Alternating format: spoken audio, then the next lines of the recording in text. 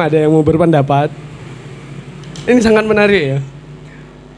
Sampean mendukung bahwa pandangan kapitalisme itu natural.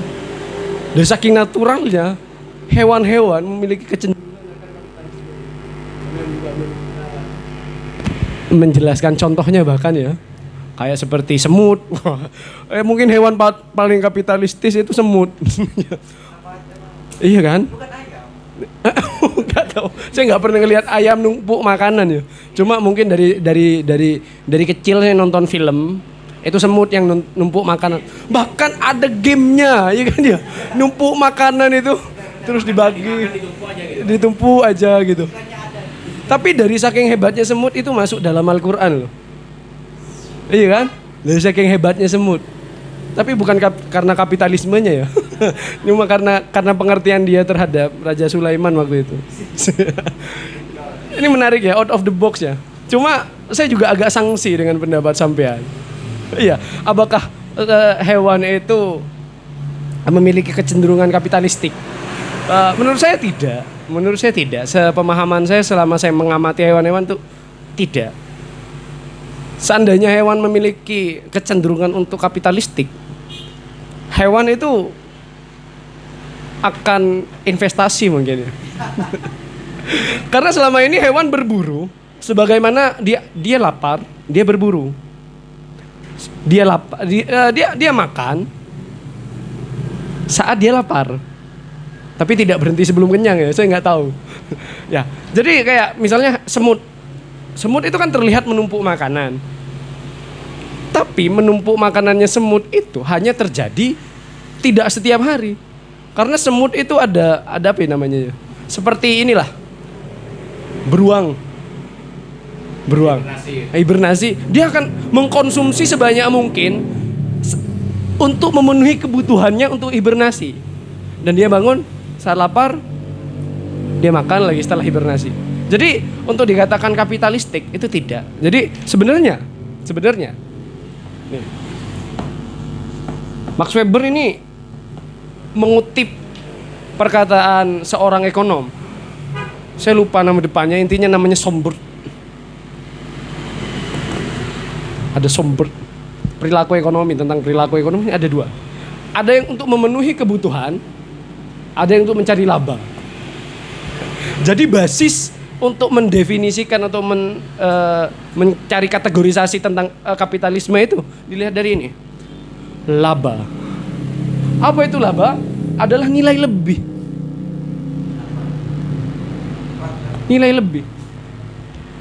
Ya, nilai lebih. Jadi kapitalisme itu makanya dalam teori Max Weber yang menjadi basis dan pertaruhan yang paling dasar dikatakan Max Weber sebagai bahwa Puritanisme, Protestanisme, dan Calvinisme ini sebagai etika yang menjadi dasar dari spirit kapitalisme itu yang ketiga tadi, asketisme. Kenapa? Karena asketisme lah yang akan menghadirkan laba. Tanpa asketisme, manusia selalu minus. Ya. Jadi saat kita mendefinisikan kapitalisme sebagai ketamakan saja, itu cacat. Kalau kita hanya mendefinisikan kapitalisme sebagai ketamakan, justru kita akan menemukan manusia yang minus. Ya, manusia yang minus. Karena dari saking tamaknya, dia minus. Tapi asketisme yang dianut dalam kapitalisme yang paling fundamental, itulah yang menghasilkan yang namanya laba. Makanya dalam konsepsi arus kas, kalau pakai pendekatan ekonomi murni ya, kalau kita ingin melihat manusia itu boros atau tidak, melakukan asketisme atau tidak, hidupnya proporsional, hemat atau tidak, bukan dilihat dari apa yang mereka gunakan, tapi dilihat dari arus kasnya. Kalau saya bawa mobil Lamborghini, jelas minusnya. Tapi kalau Donald Trump, tidak. Nah itu, makanya asketisme itu yang paling penting yang disumbangkan dalam konsepsi kapitalisme itu, bagaimana asketisme dapat menghasilkan laba. Akan tetapi asketisme Protestan dulu mungkin lebih kepada volunteer, sedekah, infak, sodako, meskipun bahasanya dulu bukan itu. Wakaf mungkin Bang Faruk. Ya. Sekarang enggak. Laba itu nilai lebihnya justru diputar lagi dalam konsepsi kapitalisme hari ini. Itu justru untuk diputar lagi melalui berbagai macam, entah itu saham, obligasi, dan lain portofolio, aset, real estate dan lain sebagainya. Kalau di zaman abad 20 yang diminati real estate. Karena uang bertambah sedangkan tanah tidak bertambah gitu katanya. Uang bertambah terus nih. Uang bertambah terus. Apakah tanah bertambah? Tidak kan? Berarti logikanya saat uang terus bertambah, tanah tidak bertambah, yang naik adalah bukan jumlah tanah kan, nilai tanah. Uang tanah saat dikalkulasikan secara nominalistik. Nah, makanya kalau tentang hewan ini Mas, saya cenderung ini bukan kapitalisme. Kenapa? Karena hewan tidak mengkonsumsi barang dan melakukan kegiatan asketisme dalam artian dia tidak mengkonsumsi barang secara berlebih. Tidak ada unsur untuk menghasilkan laba. Tidak ada unsur menghasilkan laba. Mereka hidup untuk hidup aja lah. Yang sesuai dengan prinsip kapitalisme sekarang, ada sesuainya juga Mas. Survival of the fittest tadi. Iya, yang kuat, yang menggiling yang lemah. Nah, itu sesuai dengan kapitalisme saat ini, tapi bukan kapitalisme menurut spirit kapitalisme dari etika Protestan yang menurut Mas Weber tadi. Itu kapitalisme baru. Kapitalisme yang benar-benar sudah dilepaskan dari induknya, anjay. Sudah disapi. Bahkan Mas, saya setuju tadi dengan pendapatnya Mas. Pemateri siapa tadi Mas? Siapa? Mas Banu. Oke, Mas Banu. Jadi tadi yang saya maksud itu kan ketika ini konteksnya tetap Max Weber ya, karena saya tidak akan keluar dari situ. Setelah orang itu memiliki etos kerja yang tinggi dan bisa mengumpulkan harta yang banyak, maka pada akhirnya mereka menginvestasikan kepada gerakan yang namanya ya mau sedekah atau mungkin amal lah ya, untuk bisa memperdayakan ya masyarakat. Kalau sekarang kan mungkin kita lihat kayak rumah sakit Muhammadiyah, kenapa kok bisa sebesar itu, semewah itu, ya pelayanannya juga bagus karena memang itu juga berangkat dari dari masyarakat Muhammadiyah sendiri gitu kan. Tadi dijelaskan ada rasional kalkulatif juga kan. Artinya ketika kita mendapatkan satu ya kita juga ngasih satu gitu. Nah, saya akan menanggapi kenapa kita butuh terhadap asketisme itu. Jadi gini, ini gambaran yang ada di pikiran saya. Orang yang paling menyedihkan di dunia itu adalah, ini di sudut pandang psikologi ya. Orang yang paling menyedihkan di dunia itu adalah orang yang tidak memiliki tujuan. Ya kan? Tidak memiliki tujuan. Tidak memiliki tujuan itu bukan berarti dia tidak memiliki apapun. Orang yang sudah kaya, dia hartanya sudah nggak habis-habis ya kan.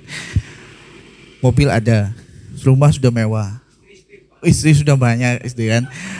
Pokoknya dia sudah urusan duniawi itu udah dicapai gitu kan. Ya udah tamat gitu. Tapi pada akhirnya dia akan ketemu dengan titik ketidaktenangan. Dia akan ketemu dengan titik gelisah. Maka orang kaya biasanya untuk untuk menghindari atau untuk keluar dari kondisi gelisah itu, dia akhirnya menginvestasikan atau memanifestasikan hartanya untuk kepentingan bersama. Kalau di sini saudagar tembakau misalkan mengadakan acara maulidan yang besar ya kan, mengundang habaib atau kiai gitu. Supaya apa? Supaya dia itu tidak menumpuk hartanya sendirian. Dia gunakan hartanya untuk kepentingan bersama gitu. Begitupun orang-orang yang punya gudang garam, yang punya jarum itu ya. Kalau yang saya tahu jarum. Jadi kalau bos jarum itu sampai hartanya itu digunakan mengaspal jalan yang digunakan oleh truk-truk jarum tuh. Truk box itu yang digunakan. Jadi kan ada jalurnya kan. Dari gudang 1 ke gudang 2 ke gudang 3 itu itu jalannya diaspal semua. Artinya apa? Infrastruktur dibangun untuk kepentingan bersama. Mereka tidak memupuk hartanya sendiri. Hartanya itu disedekahkan, diamalkan untuk kepentingan kemaslahatan bersama gitu. Jadi di situ secara psikologis memang orang itu tidak akan lepas dari rasa gelisah meskipun dia sudah memiliki harta, ya mungkin sudah mencapai duniawi, segala bentuk pencapaian duniawi ya. Dia pasti butuh yang namanya asketisme. Makanya dia percaya bahwa asketisme ini menjadi jawaban akhir mungkin ya. Setelah dia sudah selesai dengan urusan duniawi ya. Ya sekarang asketisme itu ya sedekah, beramal ya kayak gitu, berkontribusi lah untuk kepentingan bersama. Sesederhana itu sih kalau saya mencontohkan sih. Silakan kalau mau ditanggapi. Saya jadi pengen nanya Mas sebenarnya. Gak apa-apa kan ya? Kan kita diskusi ya, bebas ya. Lebihnya sampean sarjana psikologi ya? Saya kuliah tafsir Quran. Waduh. Cuman memang saya tuh kuliah di tafsir Quran. Tapi kalau saya bosan, itu biasanya saya baca filsafat, baca psikologi. Karena saya lebih tertarik mengamati perilaku orang lain. Makanya kalau saya di psikologi itu tidak pernah menjudge mental orang itu hanya dari segi moral. Ya oke, ada moral ya. Ya karena kita hidup di wilayah timur ya kan, dan tidak bisa lepas dari itu. Cuman saya lebih ke objektif pada perilaku seperti itu. Itu analisa saya sih soal tadi soal spirit kapitalisme. Makanya saya tuh tertarik untuk menulis dan meneliti ada filosofi Gus Jigang yang digaungkan Sunan Kudus gitu loh untuk masyarakat Kudus. Karena pada saat itu masyarakat Kudus itu kan secara agama itu kan sudah kuat ya kan. Tapi mungkin kurang berdaya. Makanya Sunan Kudus itu mendakwahkan agama itu bukan hanya urusan ukhrawi, bukan hanya urusan akhirat, tapi dunianya kamu juga harus berhasil. Ada istilah Gus Jigang itu, Pak. Begitu sih tanggapan dari saya. Oke, jadi saya pengen bertanya ya. Sekalian kita bisa mendiskusikan bareng-bareng ya. Ini bukan bentuk pelarian ya. Akbar jangan curiga, Akbar. Jadi saya agak gini, pertanyaannya seperti ini. Semua orang pasti punya jawaban, termasuk saya. Cuma kan kita tidak puas dengan satu jawaban. Makanya kalau multiple choice itu ada 5 atau 4 itu. Apakah asketisme itu ya, sebagai prinsip dasar dari kapitalisme hanya mampu dihayati oleh orang-orang yang sudah ada pada titik sumum bonumnya, titik pusatnya, titik puncaknya? Gimana menurut teman-teman? Akbar kayaknya gelisah mau jawab. Gimana menurut Akbar? Ya. Saya malah agak sedikit kebingungan juga sebenarnya, Mas. Tambah bingung ini saya. Sebenarnya kayak gini. Ketika kita melihat seseorang, mungkin ya, secara materi itu bisa dibilang ya ada lah. Maksudnya memang secara ekonomi itu termasuk atas. Nah, upaya-upaya di sana tentang asketisme itu biasanya bukan hanya berupa hal yang berbentuk sebuah amal, enggak. Akan tetapi cenderung bagaimana hal tersebut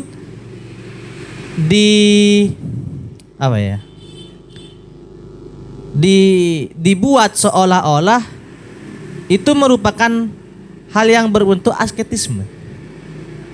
Ngerti, Mas? Contohnya gini.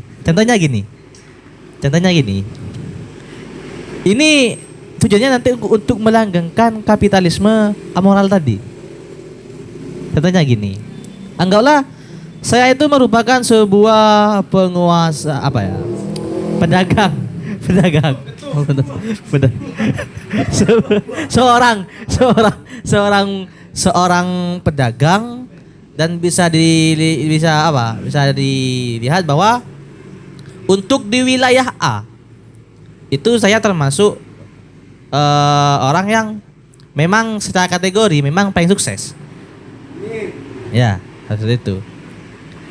Di wilayah A. Cuman di beberapa wilayah lain, di wilayah B itu juga ada orang yang seperti itu. Di wilayah C seperti itu. Maka membentuk sebuah perkumpulan yang secara etika, yang secara etis, tujuannya dengan berkedok moralnya itu dengan bergabungnya 3 orang-orang besar itu nanti akan mempermudah para pedagang-pedagang yang masih di bawah, ya di bawah rata-rata mas, di bawah rata-rata. Artinya tidak masuk kategori terhadap yang atas tadi. Ngerti gak maksudnya? Oke.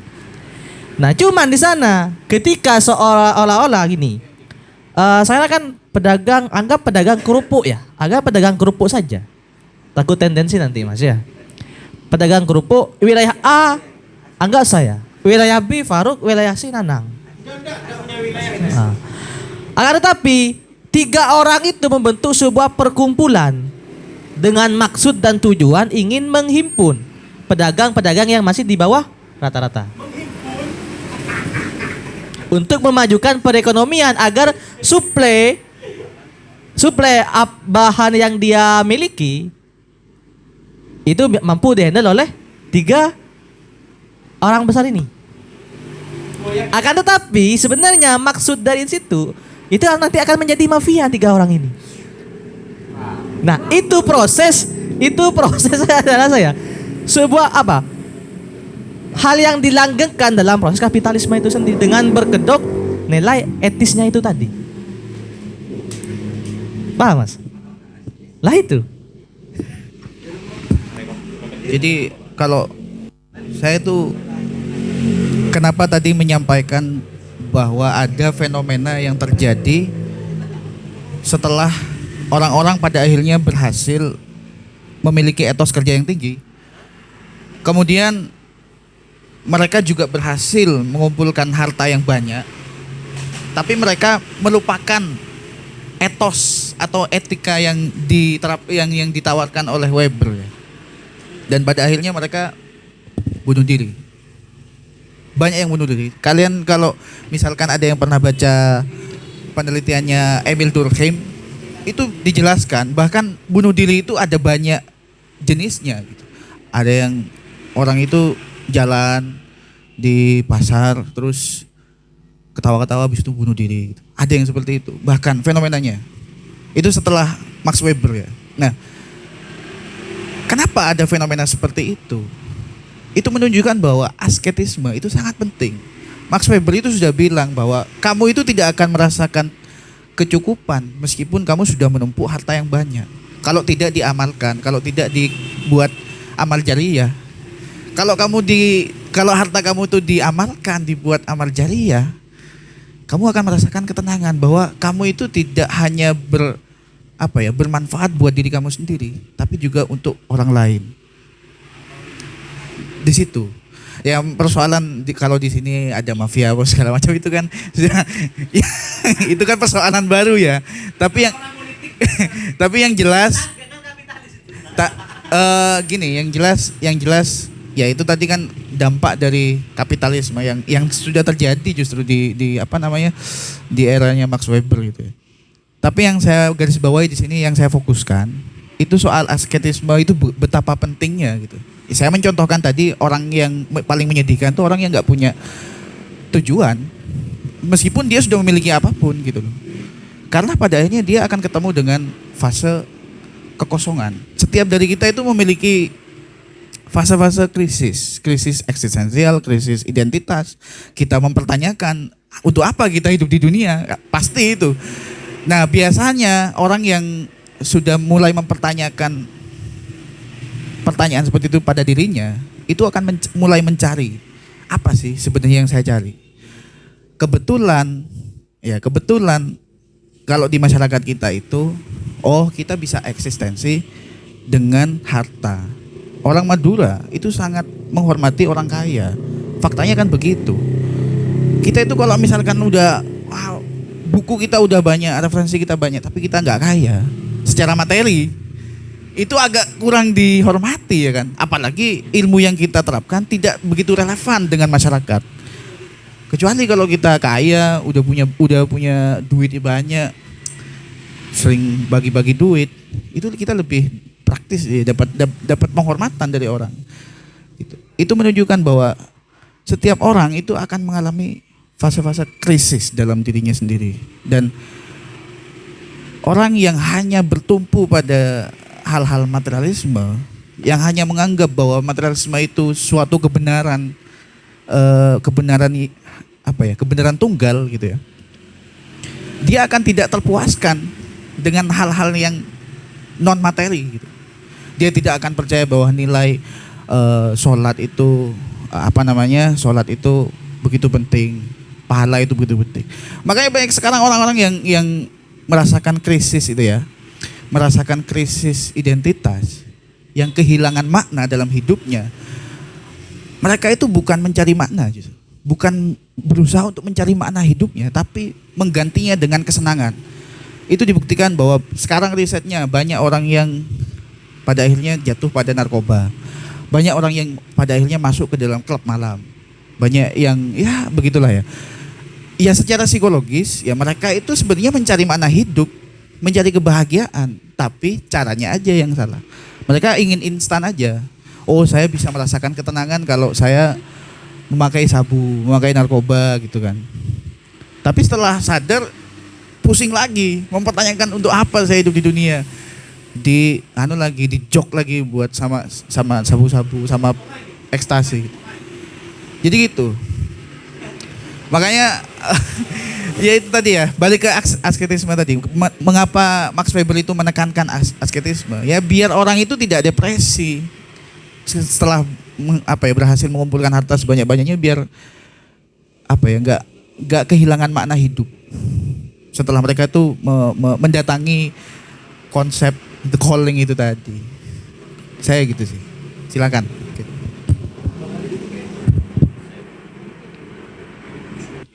Pemaksaan kena.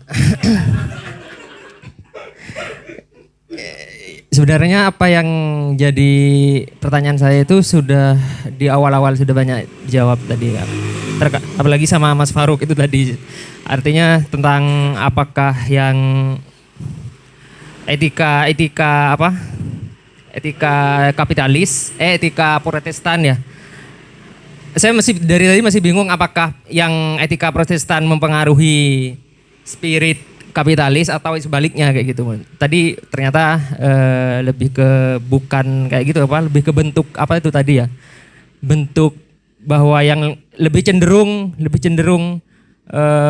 si etika Protestannya itu bukan berarti yang ini ya bukan berarti kapitalisnya gitu ya, yang akhirnya maksud saya berubah gitu ya, karena kan kapitalis tadi kembali lagi secara umum bentuk-bentuknya kan terbebas dari yang khusus yang ini kan gitu ya.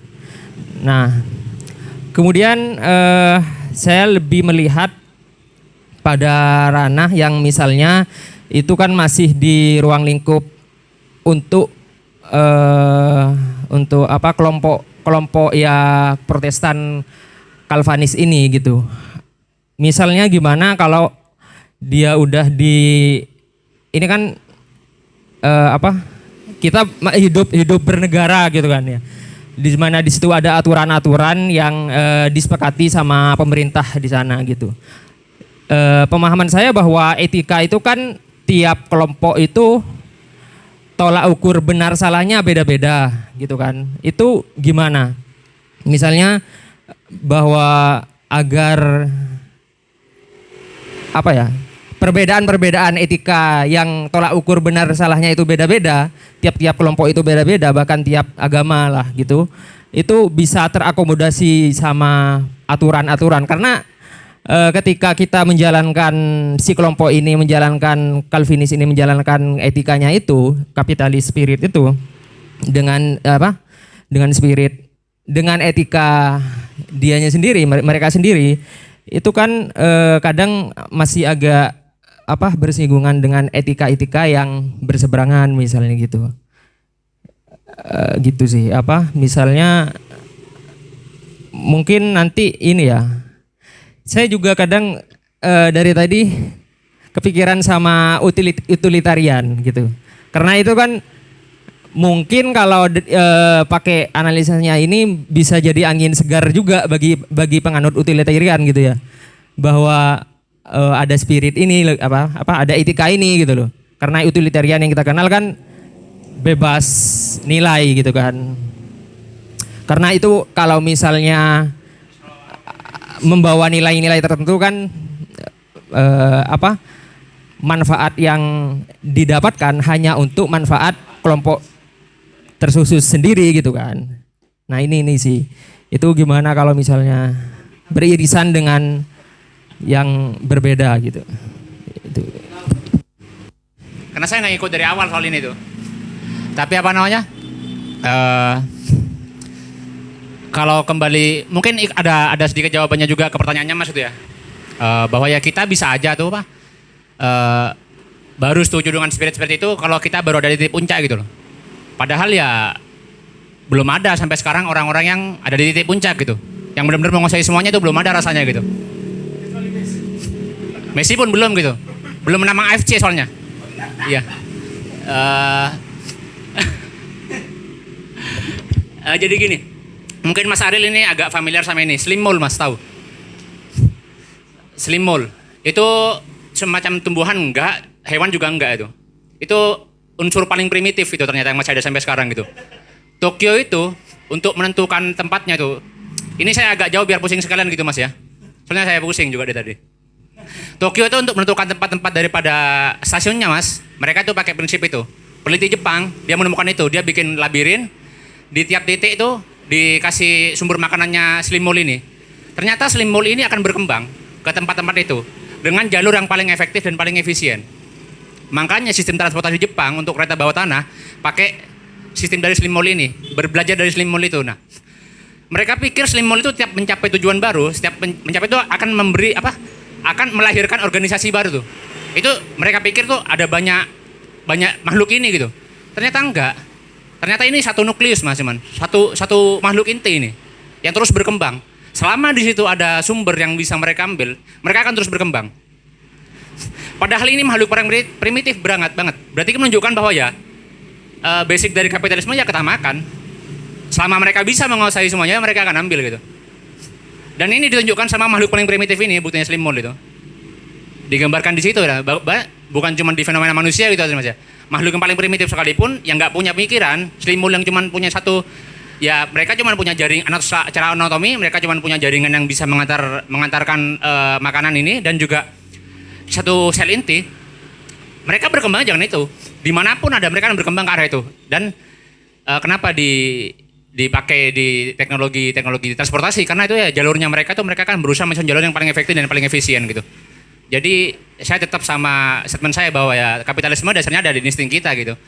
Jadi ya nggak ada yang bisa ngajarin agama ke slim mole ini Mas. Slim mole ini salah insting gitu ya. Itu aja dari saya, terima kasih ya.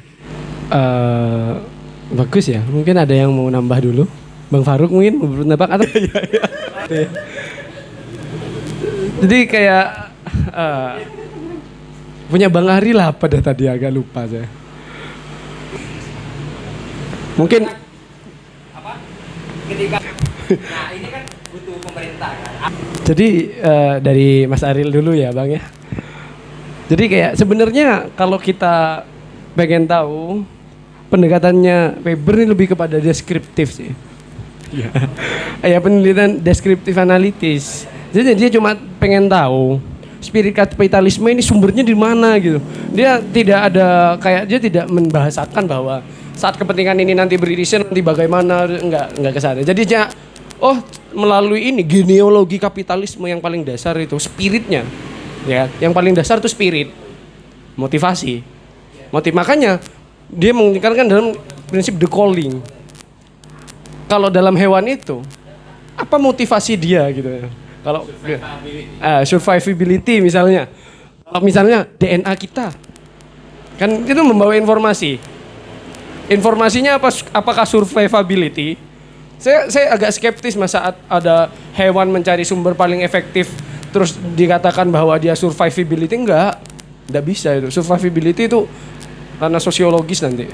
Survivability untuk ranah hewan bukan sih. Lebih setuju pendapat sampean sih insting. Ya insting untuk makan aja. Dan insting untuk makan itu bukan kapitalisme, itu kegiatan ekonomi.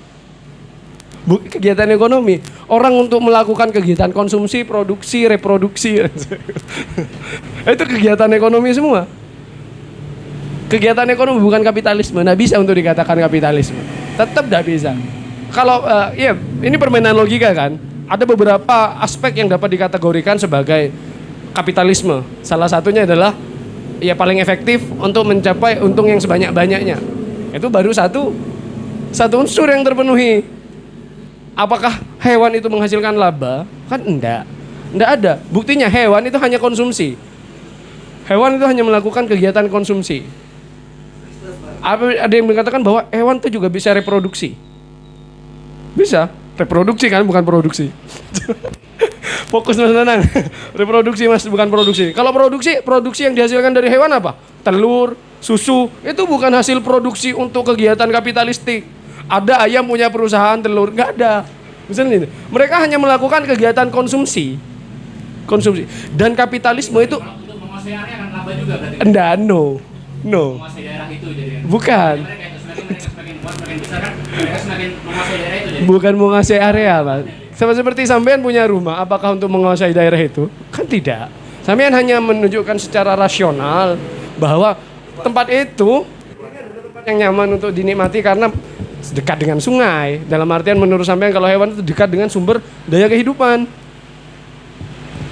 Makanya kalau gak usah ke dalam hewan-hewan yang paling primitif mas. Maksudnya itu sudah kecenderungan makhluk hidup untuk mempertahankan hidupnya. Survivability kalau kata sampean. Tapi misalnya kayak seperti ini.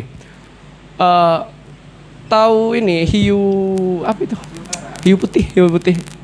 Hiu putih kan mati kan ya? Pertanyaannya siapa yang memburu hiu putih? Nggak ada. Hiu putih mati dengan sendirinya. Enggak, karena memang ada yang melihat siapa yang mau ya, hiu putih adalah puncak apa itu? Ya, puncak predator pada zamannya lah. Tapi hiu putih berhasil punah. Survival of the fittest itu tidak hanya disandarkan kepada apa yang namanya? Adu mekanik loh.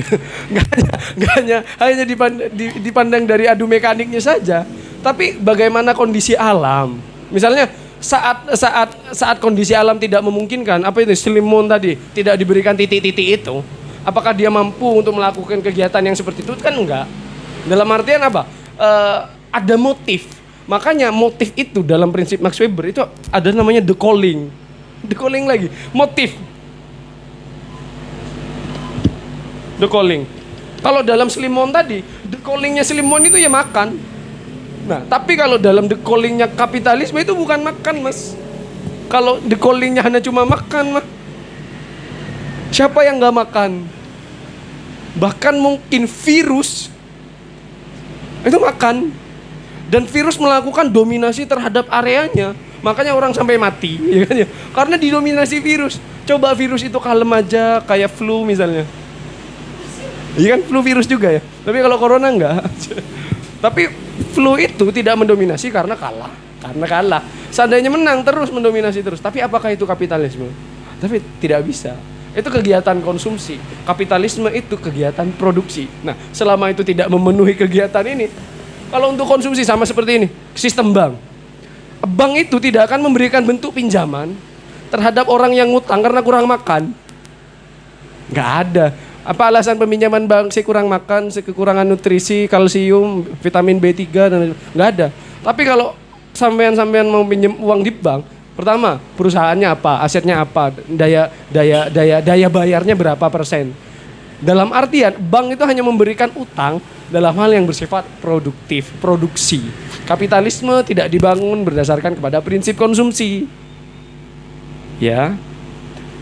Asketisme dalam ranah Max Weber pemikiran tadi, itu kan pembatasan konsumsi. Tapi dalam kapitalisme yang terus berkembang, pembatasan konsumsi itu bukan hanya pembatasan konsumsi hanya karena spirit untuk tidak berfoya-foya, tapi ada spirit untuk melebarkan saya produksi gitu. Yang berkembang gitu. Makanya kalau kayak pertanyaan Mas Aril, bagaimana kalau ada etika yang bersebut? Enggak akan membahas ke sana ini sebenarnya. Kenapa? Karena ini kajiannya bersifat deskriptif. Karena hanya bersifat deskriptif, dia tidak menganalisis gini. Dia hanya mencari kayak genealogi, asal usul manusia misalnya yang diajarkan Sapiens dalam buku Yuval Noah Harari atau ajaran-ajaran antropologi yang meneliti tentang asal usul manusia, dia hanya mendeskripsikan saja. Nah, pendeskripsiannya ini menghasilkan ini. Gitu. Mungkin menambah ya. Jadi di ilmu sosiologi itu juga sangat sering kita sering kita temui, terutama di aspek fenomenologi ya. Istilah arbiter. Ya. Nah, sebelum saya lebih gini, saya itu ketika membangun sebuah interpretasi terhadap objek ya, itu saya selalu mempertanyakan apakah saya benar-benar bisa mendeskripsikan, mendefinisikan sesuai dengan objek itu. Jangan-jangan apa yang kita bangun argumentasi kita itu hasil dari kita sendiri, bukan dari objeknya. Jadi kalau misalkan tadi soal spirit ya, ini posisi sangat penting gitu ya. Spirit kapitalisme itu berbicara soal motif, di mana motif itu di luar objek ya kan. Maksudnya objek ini apa sih? Yang ada di dalam objek ini apa? Insting. Kalau manusia itu fitrah. Kita itu terlahir dari fitrah yang baik. Ya otomatis kita bekerja lah ya. Kalau kita bisa menjaga fitrah kita sebagai manusia, sebagai hamba, ya kita bekerja gitu kan, melakukan sebuah perjuangan, memperjuangkan hidup kita gitu loh. Lah motif itu kan di luar, ya kan? Artinya motif itu mendorong kita untuk gimana caranya kita mengupayakan fitrah ini. Kalau di hewan kan insting. Nah insting itu kan juga digunakan untuk mencari makan ya kan, konsumtif gitu. Makanya saya tidak setuju kalau misalkan spirit itu dimasukkan kepada insting, karena spirit itu berasal dari luar gitu. Nah, yang pertama, yang kedua, ini masih berkaitan dengan arbiter. Saya tuh tidak serta-merta menerima atau menolak hasil interpretasi orang. Tapi saya akan membenarkan, meskipun akan membenarkan argumentasi orang, interpretasi orang, kalau memang itu jelas referensinya dari mana. Makanya yang ingin saya tanyakan, adakah redaksi yang mengatakan bahwa hewan itu memang termasuk cara survive hewan itu termasuk kapitalis? Referensinya mana? Bukunya apa, siapa penulisnya? Karena itu berkaitan, interpretasi bebas mas. Kalau gini, kalau misalkan saya hadir ke sini Max Weber ya kan, itu karena saya baca sebelumnya. Artinya apa? Ketika Mas Banu tadi menjelaskan soal teori, soal konsep the calling dan segala macam, itu saya juga membaca teks aslinya. Artinya apa? Ketika saya membangun sebuah argumentasi yang kontradiktif misalkan, tapi saya juga baca gitu loh, referensi utamanya. Kalau misalkan kita menggunakan argumentasi sendiri ya kan, dengan interpretasi kita sendiri, kemudian yang Mas Banu misalkan juga menjelaskan interpretasinya Mas Banu pribadi, itu bukan diskusi pada ini. Itu hanya masturbasi intelektual aja. Siapa yang paling keluar, ya siapa yang paling itu kalau di filsafat biasa kayak gitu. Jadi kalau filsafat, kalau sosiologi itu ya sebagai orang yang berseberangan ya harus baca referensinya gitu. Itu diskusi yang clear seperti itu, meskipun bertolak belakang. Makanya saya butuh tunjukin referensi mana yang mengatakan bahwa survive itu merupakan bagian dari kapitalisme. Adakah redaksi yang mengatakan seperti itu? Dan apakah bisa dipertanggungjawabkan? Itu sih kalau saya. Jadi supaya menjaga kita dari sikap arbiter itu tadi. Itu sekian dari saya. Iya sih, sebenarnya kan mayoritas daripada yang saya katakan itu kan interpretasi diri saya sendiri, Mas ya. Cuman kan saya kembali ke kunci daripada kapitalisme itu, ya Mas juga bilang tadi, banyak ekonomis yang bilang kayak sederhananya kapitalisme itu adalah ketamakan gitu. Berusaha menguasai. Nah, itu banyak banget ekonomis yang bilang gitu tuh. Nah, saya itu berangkat dari kunci itu, bahwa ya kalau bicara ketamakan dan kapitalisme fenomenanya ya di hewan pun ada gitu. Saya menginterpretasikan daripada kata kunci bahwa ya ketamakan adalah kapitalisme gitu. Ya Adam Smith gitu, terus ya banyak sih yang bilang gitu menurut saya lah bicaraan. Sempet ya kunci daripada kapitalisme ya ketamakan gitu menurut saya. Itu banyak banget ekonomis yang bilang gitu. Mayoritas. Jadi kalau sisanya ya interpretasi saya pribadi gitu, yang nyambung-nyambungkan kira-kira. Ya berarti kan Anda tidak bisa menunjukkan referensi yang jelas gitu. Artinya boleh dong kalau misalkan saya meragukan gitu ya, meragukan argumentasi Mas Arya gitu. Cuman maksud saya tuh gini, ketika kita bicara diskusi ilmiah ya kan, ya memang kita sama-sama punya data kan gitu kan, punya data referensi minimal gitu, supaya argumentasi kita itu terjaga, yang apa ya, terjaga biar kita tuh nggak salah menafsirkan. Kayak tadi soal otoritas ya kan, otoritas interpretasi kitab suci. Tadi saya menjelaskan bahwa Katolik itu menganut sistem papal supremacy, di mana otoritas interpretasi itu hanya dilakukan oleh paus, sedangkan Protestan itu kan sebaliknya. Semua orang itu punya istilahnya itu kalau di Islam pintu ijtihad itu dibuka selebar-lebarnya. Jadi setiap orang itu bisa berijtihad, bisa menjadi mujtahid terhadap teks. Nah, makanya ya namanya juga interpretasi, orang itu kan subjektif. Dan untuk menghindari interpretasi yang keliru, maka dilakukan pendekatan teks.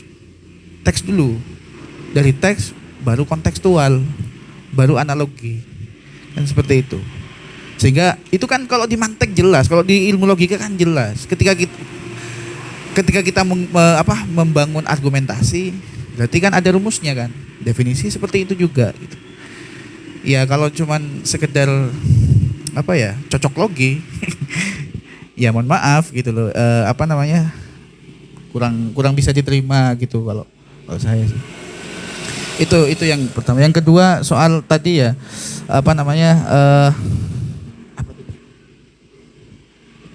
gini, kita itu kan sebenarnya kan bicara soal spiritnya gitu loh di Weber ini ya, spirit kapitalis.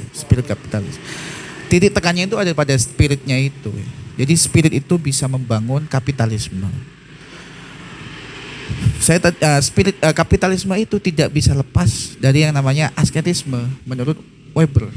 Karena apa? Karena Weber menempatkan agama itu sebagai fungsi.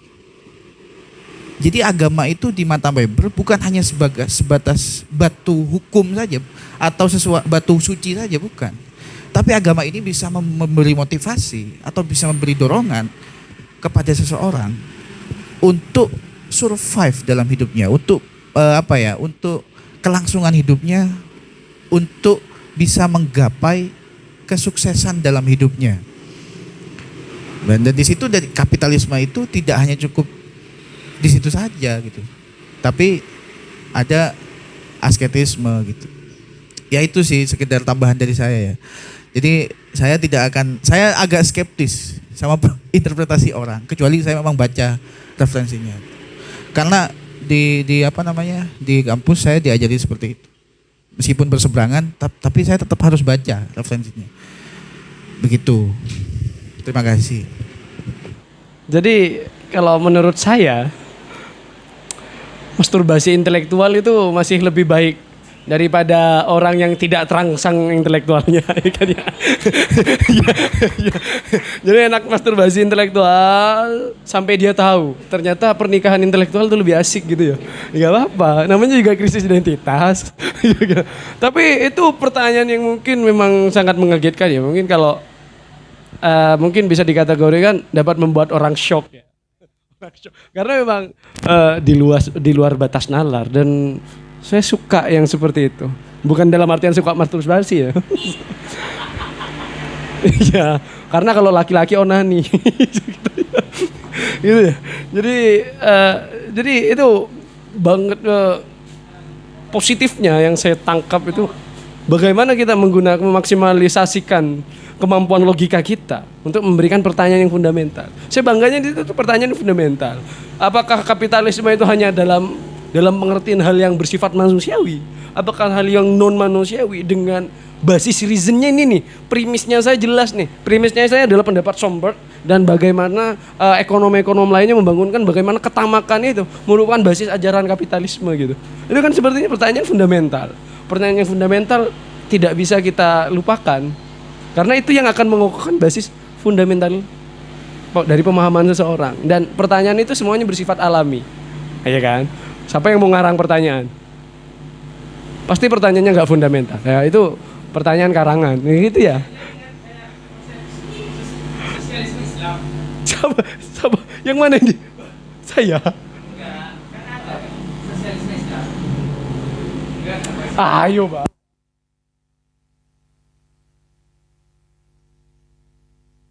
Iya. Oh ya betul. Sebenarnya bener Mas Aril. Ini seperti sosialisme Islam kayak usaha untuk memberikan korelasi antara dua hal yang sebelumnya dipandang sebagai bertentangan gitu aja. Jadi kayak kalau identifikasi Weber sebagai seorang Protestan yang Calvinis, dia mengidentifikasi ajarannya sendiri.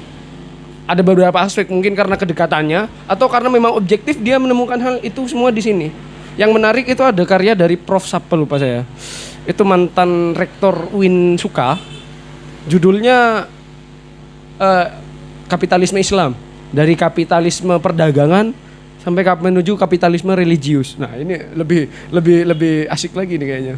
Lebih out of the box mungkin ya. Ada kapitalisme religius. Bagaimana kita mendefinisikan kapitalisme religius? Jadi tidak salah mungkin untuk mendefinisikan kapitalisme hewan. Jangan salah, Muhammadiyah juga ada capnya juga di topinya. Ini kenapa serba cap semua ini? Batik aja tulis. Dan jadi seperti itu ya. Jadi kayak yang menarik dari sini mungkin karena memang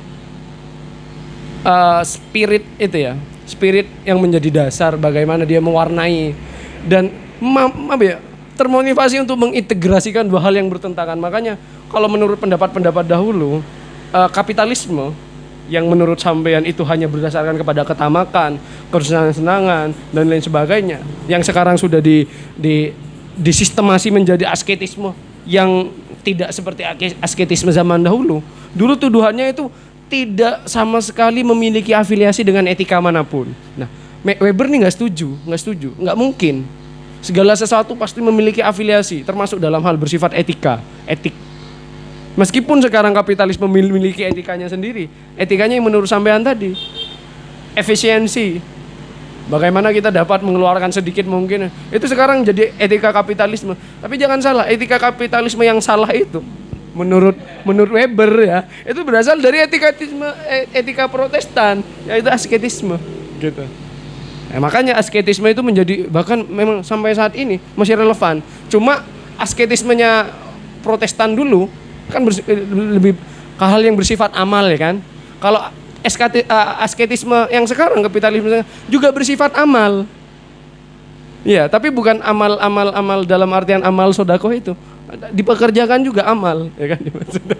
Bahasa Arab amal juga dipekerjakan juga. Tapi bukan tujuannya tidak kepada tujuan-tujuan yang bersifat eskatologis. Iya, untuk membuka lapangan pekerjaan yang lebih luas lagi. Nah, mengutip dari ini, kalau kita mau kuat secara apa ini namanya? Referensi. Saya persetan dengan referensi kalau saya orangnya. Yang penting logika Anda masuk, why not? Iya kan ya? Iya dah. Iya, karena referensi itu juga ditulis berdasarkan logika. Kenapa kita menolak sumber spirit dari suatu pendapat kan? Tidak masalah juga kan? Baru kalau itu dijadikan teori, baru saya tolak. Tapi kalau itu pertanyaan, wah, itu paling fundamental. Kalau pertanyaannya di buku itu justru tidak fundamental. Kenapa kita baca bukunya aja gitu ya? Saya akan jawab seperti itu. Kalau menurut Sombert, usaha kapitalisasi itu terjadi kepada hewan dan manusia, dalam manusia dan makhluk hidup lainnya lah. Kalau hewan itu diambil susunya, diambil dagingnya, diambil nilainya lah. Kapitalisme itu bagaimana mengambil nilai lebih yang ada di eksistensi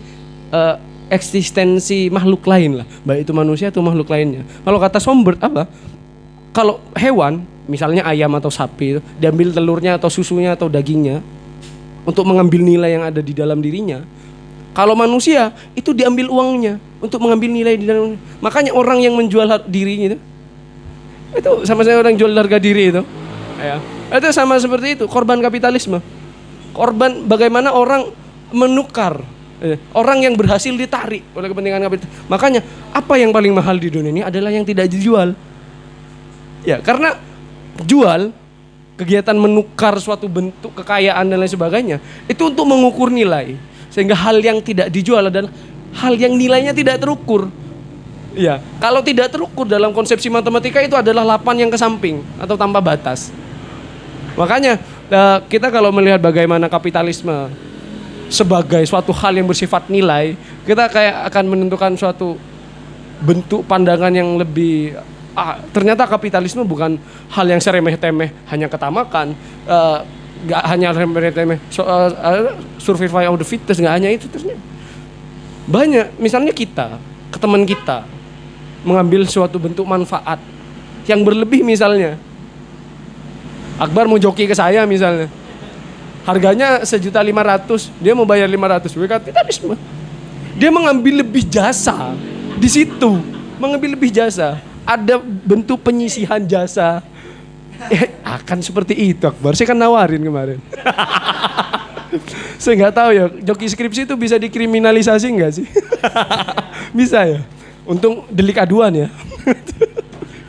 Ya, jadi seperti itu ya. Jadi bagaimana cara kita memahami kapitalisme yang lebih fundamental, sama seperti etika gitu. Kita memahami etika secara fundamental agak bertentangan. Bahkan bagaimana misalnya kalau kita alihkan, bagaimana cara menentramkan dalam bentuk etika yang setiap golongan memiliki etikanya masing-masing. Ya gampang sederhananya. Etika yang paling filosofis adalah etika yang asalkan itu bukan etika formal, itu tidak ada bertentangan. Karena semua etika akan menunjukkan kepada perbuatan kebajikan. Saat sudah diformalisasikan, itu yang menjadi repot. Misalnya kebajikan di sini tidak menyentuh kepala orang, sedangkan di barat menyentuh kepala orang, itu sebuah kebajikan, yang itu aja. Sebenarnya konflik perspektif, bukan konflik etika. Etika itu saya nggak suka mendefinisikan etika secara formal seperti itu. Sebagaimana kita mengatakan bahwa etika itu sama dengan sopan santun. No, etika itu bukan sopan santun. Sopan santun itu bagian dari etika gitu ya. Etika dan sopan santun is not same. Tidak sama, sangat tidak sama, berbeda. Meskipun sopan santun itu menggambarkan suatu perbuatan etik. Nah seperti tadi pertentangan antara megang kepala itu pertentangan sopan santun, bukan pertentangan etika. Pertentangan etika itu terjadi saat orang mengatakan bahwa perbuatan baik itu adalah perbuatan buruk. Nah, itu baru pertentangan etika. Etika tidak mendefinisikan tentang benar salah. Etika mendefinisikan tentang baik buruk. Ya. Makanya etika itu merupakan cabang filsafat yang bersifat aksiologis. Ada etika, ada estetika. Kalau etika itu baik buruk, kalau estetika itu indah. Indah dan tidak indah. Gitu ya. Jadi seperti itu mungkin ada pertanyaan. Tidak ada lagi. Oke, jadi mungkin saya akan tutup. Saya akan memenuhi the calling saya karena sudah panggilan dari Tuhan saya, karena sudah hampir maghrib ya. Jadi kurang lebihnya kami mohon maaf. ada keterbatasan apapun bentuknya, saya juga menyatakan terima kasih banyak kepada teman-teman yang sudah hadir maupun teman-teman yang menonton secara online. Kurang lebihnya saya mohon maaf. Dan apabila ada kesalahan, mohon nanti dikoreksi bisa dari komentar atau bisa langsung DM di Instagram kami. Assalamualaikum warahmatullahi wabarakatuh.